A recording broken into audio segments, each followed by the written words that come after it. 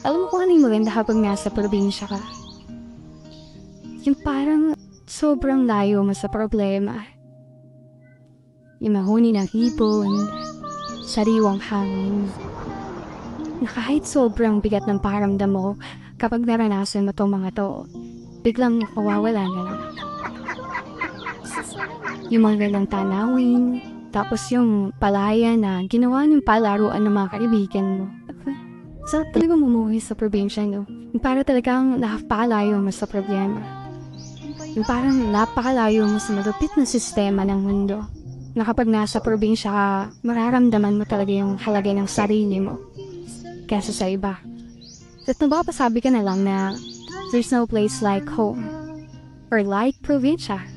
At ikaw na nanonood nito ngayon, masaya ako at naparamdam ko sa'yo ang pamumuhay sa isang probinsya.